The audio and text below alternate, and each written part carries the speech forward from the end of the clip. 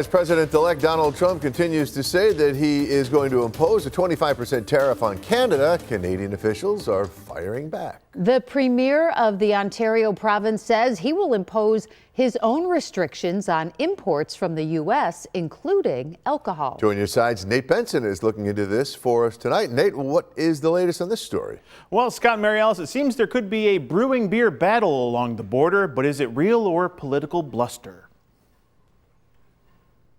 According to the Associated Press, Ontario Premier Doug Ford is floating a series of restrictions against the United States if President-elect Trump follows through with his promise of a 25% tariff on our neighbors to the north. The AP says that Premier Ford could direct the Ontario Liquor Control Board to restrict the purchase of American-made alcohol. That Liquor Control Board is the main governing authority for all alcohol sales in the Ontario province, and it controls sales to grocery stores, restaurants, and the imports into the province. You come and attack Ontario, you attack livelihoods of people of Ontario and Canadians. We're going to use every tool in our toolbox to defend Ontarians and Canadians across the border. Alcohol is not the only restriction that has been floated by Premier Ford. He said the province could restrict energy exports to New York, Michigan, and Minnesota as well. President-elect Trump continued the back and forth Friday morning on the floor of the New York Stock Exchange, shortly after it was revealed he was named Times Person of the Year. Well, that's okay if he does that, that's fine, but the United States is subsidizing Canada. It's truly a subsidy,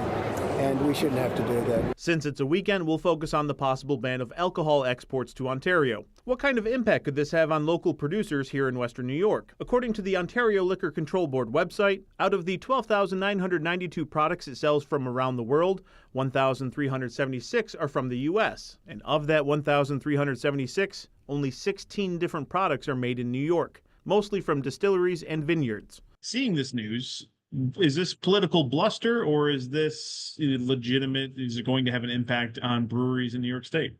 Paul Leone is the executive director of the New York State Brewers Association. He says your big billion-dollar breweries could see an impact. So I could see it hurting them, but from a smaller craft beverage producer aspect, I don't see a ban on that really hurting New York State breweries. Mainly because the existing laws in Canada already make it difficult for craft brewers to get their product into Canada. Buffalo breweries and Western New York breweries are definitely more focused on getting their beers in other states and probably not so much in Canada. Although they would love to be able to sell more beer in Canada, but it's never really been a thing. Now, I did reach out to different organizations for the wine industry, but no one got back to me. And again, a lot of this is political back and forth ahead of President-elect Trump taking office next month. On your side, Nate Benson, Channel 2 News.